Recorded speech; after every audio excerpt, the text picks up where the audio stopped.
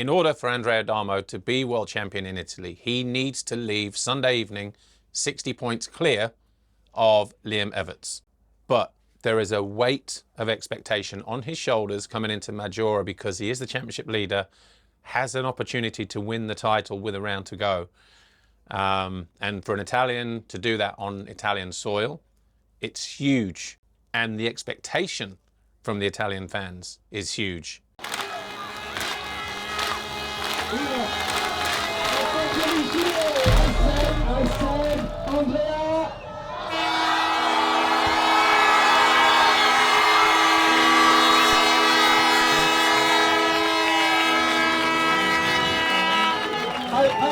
I give you an ears away. Andrea! Ok! Ragazzi, facciamo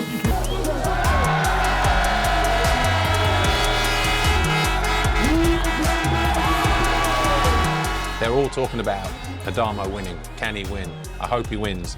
He has to win. Every time he's on the track, it's just crazy, it's euphoric, it's pandemonium. And so to try and escape that and sort of disappear behind something, you can't do that. You can't hide from it.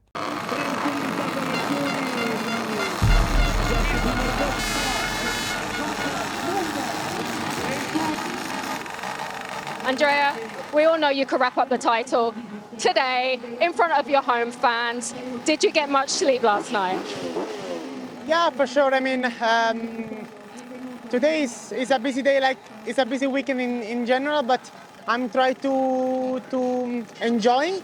Yeah. It's not easy, but I'm trying. I don't know if he had his game face on or not, but he was exactly the same Andrea as what he was 7, 8 GPs earlier. He was too cool for school. Actually, I think one of the reasons that Andrea gave off that relaxed vibe was because of what happened in the Ram qualifying race. He finished 4th, but his closest rival, Liam, finished 17th. Even when you have 2 riders in the team, you know, that they are fighting basically for the championship, it's not easy. They are going along quite well. Even if they are such a young riders, they are already really professional, so they really act how they have to, how they should, and so it makes this my job a little bit easier. So I think with Liam, he was at that stage in Maggiora where he genuinely believed he could be a world champion. We had also Liam, you know, fighting for the title.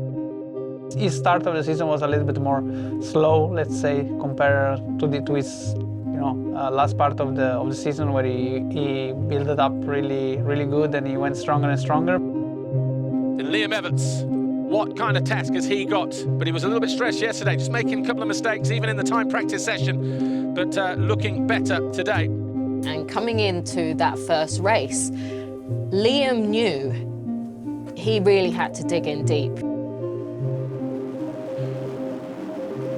Adamo over on this side of the gate. Liam Everts a little bit further over.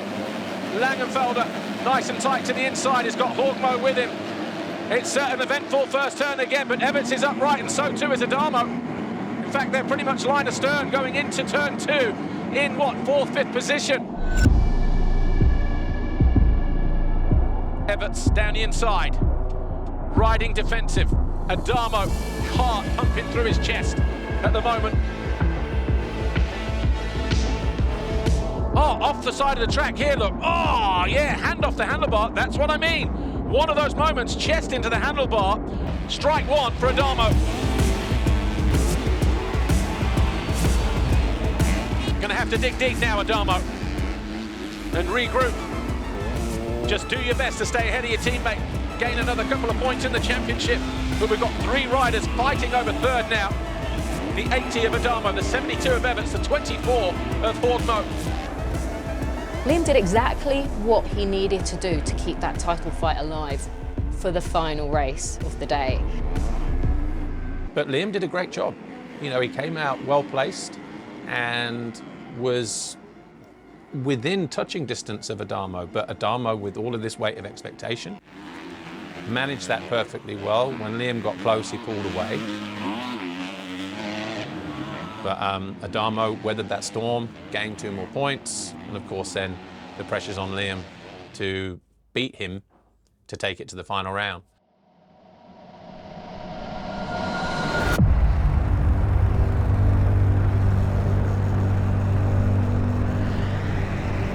Championship leader Andrea Adamo, possibly the biggest race of his career now, knowing that he could win the championship here at home. So far he's done everything right. Can he get it clinched here in Italy? MX2 race 2, a lot on the line here. Liam battling from just inside the top 10. He had a terrible start, first turn, mid-pack. Somehow the next couple of corners he got himself into the top 10, and he was riding like a guy who believed he could still be world champion.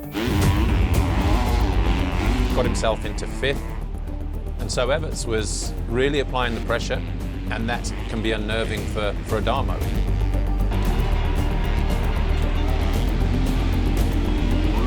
The situation remained, though, that as long as Adamo was 3rd and Liam was 5th, the gap was going to be 61 points. Adamo was going to be champion. I'm not gonna lie. I was checking in the back if he was in the back of me or he had one position in between us. So I knew already that if he had one position in between us, I was champion. Liam pushing hard to find his way past Beniston, gets into 4th. The gap comes down to less than 60. It goes down to the final round, and anything can happen. And Everts is down. Everts is down. And that is a title over, and he's down hard as well. And he is out of the race and out of the title fight. When Liam fell on the jump, a few laps to go, that was it. Actually, when I saw him on the side of the track, I was sad. But also, I realized that I just had to finish the race for become world champion. Andrea Adamo, one last look over his shoulder. Big panic rev as he goes past pit lane. Adamo is world champion.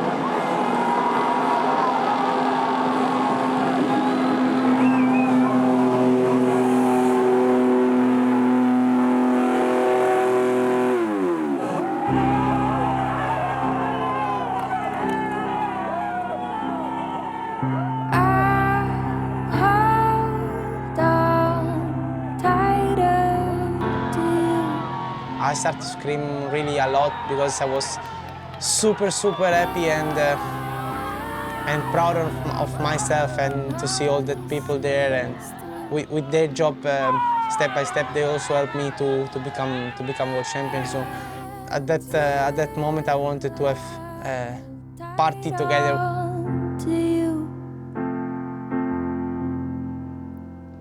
We'll just head down, carry on, 'cause what else can we do but get through?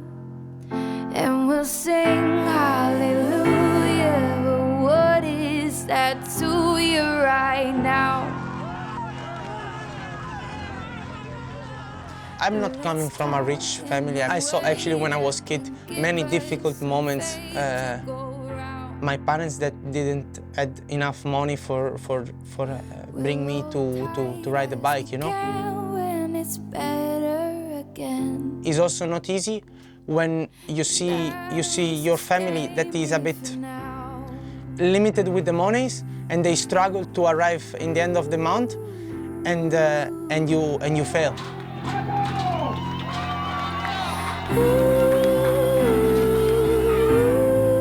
When you see your family that don't have the possibility to send your brother to do football, and maybe your race was bad.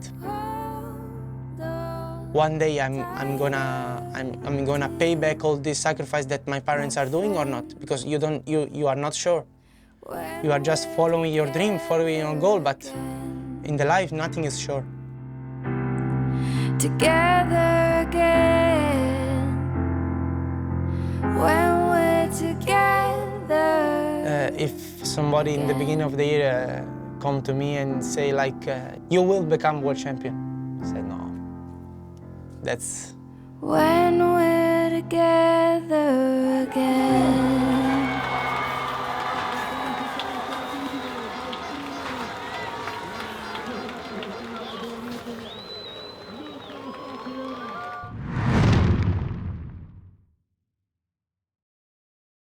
Davide, it's a big weekend for you guys. Jorge could steal his first MXGP world title this weekend. What were the emotions coming into the weekend? I mean, the emotion was the entire year. We started with a red plate in Villa Langostura in Argentina, and we was leading all the championship. So far he did a really good job, him and the team, everybody behind him also. So yeah, we are here in Maggiora. It's a special weekend also for the team because we are in Italy. So we would like to end up the season here, for sure. I mean, I was going to say to you, it is almost... Speaking to Davide, he was very much positive, smiling, no pressure. Yeah, you know, obviously remaining professional, but talking on Jorge's behalf, he was like, yeah, we're super excited coming into this weekend. It's a home GP for the team. And we're looking forward to seeing what happens. So I think the mood in the Gas team was a lot more light, because anyway, I am a light person, I think, also in life. And for sure, the pressure is always there, because we are doing racing. So when you are doing racing, the pressure is always there. But for sure, the pressure you need to control and don't show too much to everybody, you know? I knew coming into Maggiora that it was going to be a special weekend, and at least it could be a special weekend if I do everything right and I would perform good. Then I knew I could make it happen already in Maggiora. If it's happening, this will be the first title for me, because it's the first year that I am team manager, and for sure also the first title for Gas in the motocross. So this is also something really special. For Romain Febvre to be crowned world champion in 2023, it would lay the ghosts to rest of so many nearly years. He was decisive when he won a championship in his first year in MXGP in 2015, and he had injuries in 2016 and seems pretty much every year ever since. 2021 he came close but lost out. That was a massive heartbreak. So to see him back and at his best, probably even better than we've seen, would be again a massive weight off of his shoulders, because he knows he can win a championship. I think we all know he can win a championship. Jorge Prado, Red Bull Gas Factory Racing, may line up on second, but he has a 60-point advantage over Romain Febvre. If he leaves here 60 points clear at the end of 2 days, 2 races, he is crowned world champion. Time running out for Romain Febvre.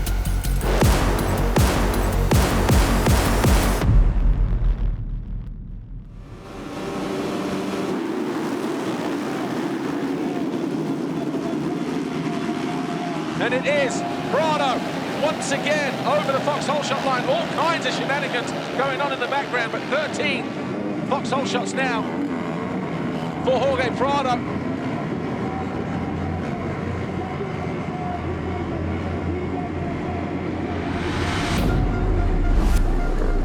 A little bit better that time around for him, a bit more efficient. But through that first turn a moment ago, Febvre held a nicer tight line, the ground a lot stickier. Goes down the inside again, and this time he makes the pass stick, and Febvre muscles his way up the inside, but again it's untidy. Siwa not letting him have it easy. Going to be interesting in 2024 between these two, isn't it? Oh, and there you go. A mistake for Romain Febvre, and this will play into the hands, and it's that line there that has been costing him time, and there's been so much movement, and this time the bike just shook himself out of his hands.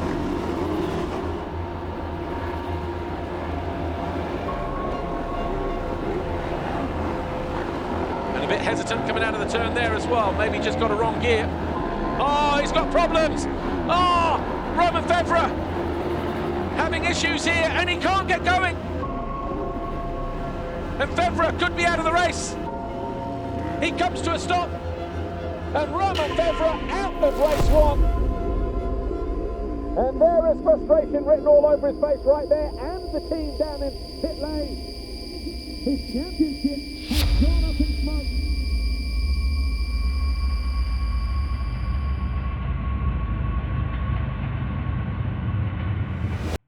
And Jorge Prado wins race one. He wins the 2023 FIM MXGP World Motocross title.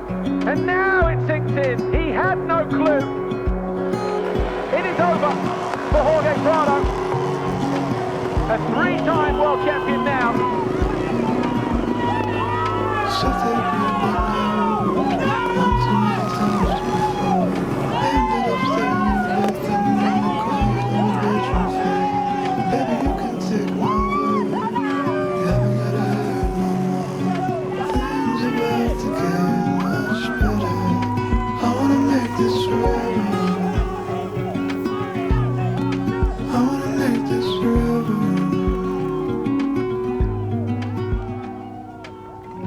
When you jump into the 450 class, you know it's going to be tough.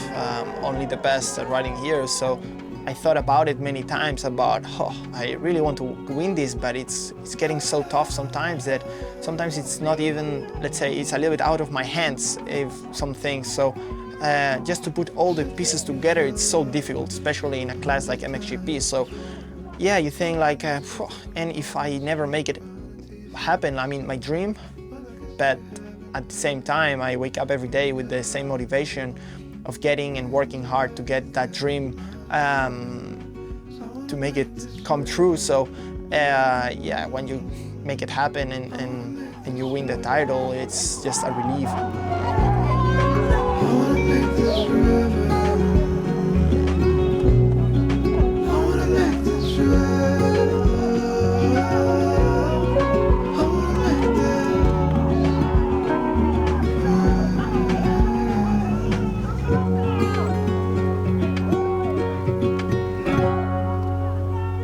Like I said, you work your whole life just to get to MXGP and be champion. So to make it happen was something, just a big relief for me.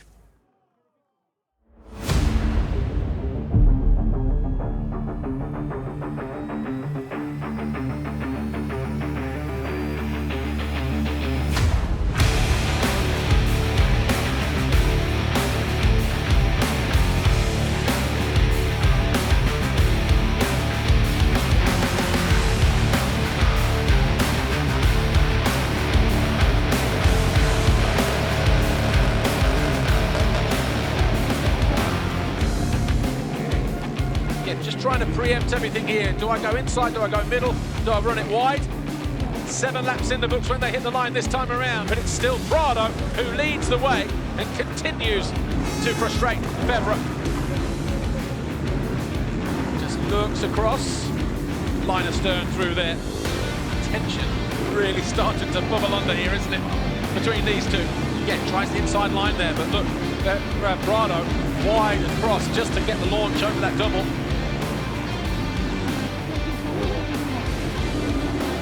There's Fernandez and Prado, top of the hill, Seawer behind them in white.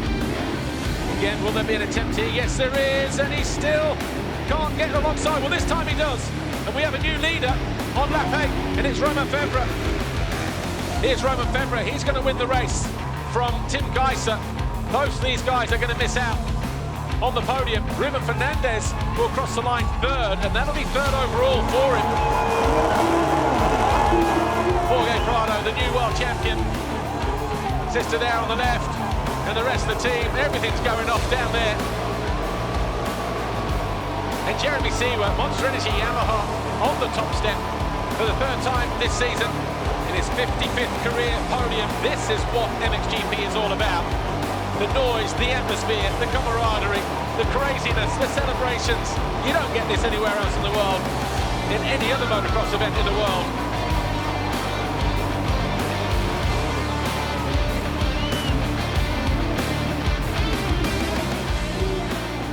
Takes the gold plate here. It'll be a gold medal when he gets to Matterley Basin in a week's time. But the new world champion celebrates on the top step of the podium. Been a fantastic day here for him, Decali and Gas, first-time winners of the World Motocross Championship.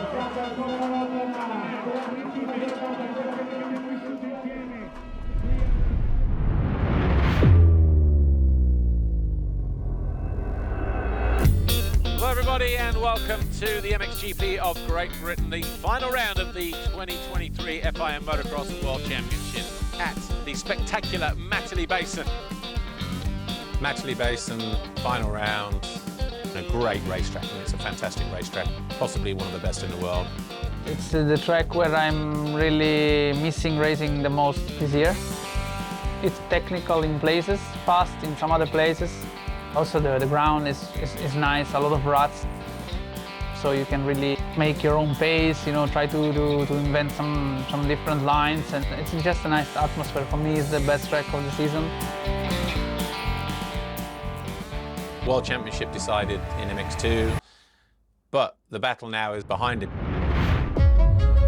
The fight for those podium positions in MX2 are still very much alive. What's happened now is we're coming into the final round with Jorge leapfrogging Liam. He now moves back into second, who is now unfortunately tied on points with Simon Langenfelder.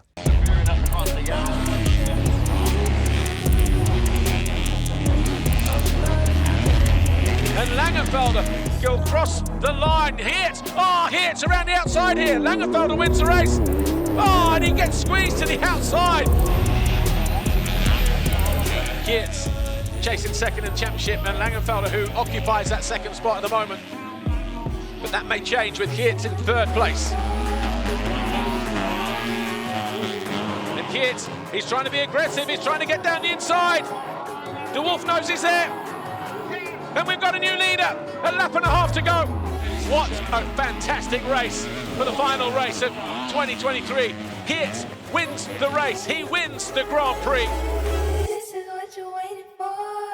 Maybe you're not the fastest, let's say, on that kind of situation, that you're following maybe somebody who's faster than you, but with your mental strength, sometimes you can beat, you know, other riders. We are so proud of him. I mean, of course, I know he also comes from South Italy, from Sicily, so it's also something extra, you know, that you want to succeed.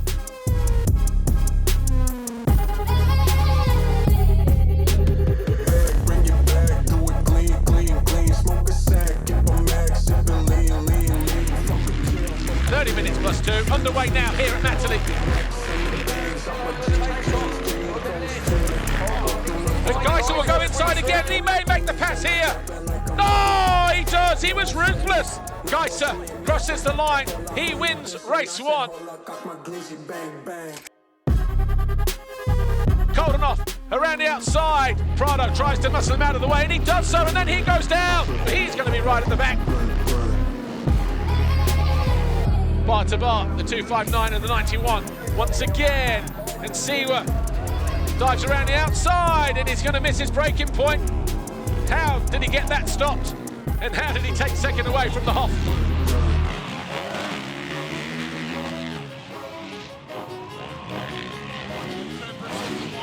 Last time around, Febvre was close. This time, he rehearsed it perfectly well, and he does find a way through into second place on lap 9. A victory with a double race win. It's his second Grand Prix victory of the season.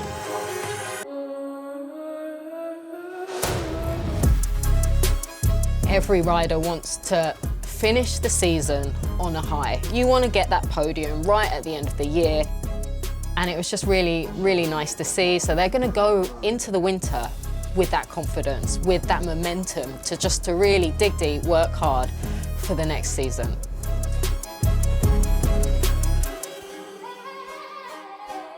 This year actually was, we had a lot of surprises, let's say, because of course with Andrea, to be honest, our goal was to be top 5. A lot of rounds, maybe a lot of podiums. But it turns out immediately that he stepped it up with his mental strength and also with his preparation. I was the guy that behind Diago was the most consistent guy. After a long year and was a stressful year, I was really, really empty. So was unbelievable, and so yeah, for me it was super, super nice. Now He's almost a man. Everything is more ready. Everything. The head and the body. So I think from now we're gonna win some title. I hope we can have a lot of Jorge Prado for the next years in MXGP, winning a lot. That's my goal, and I feel I can improve to get better, and if I can get better, then it will be quite difficult to beat me, I guess.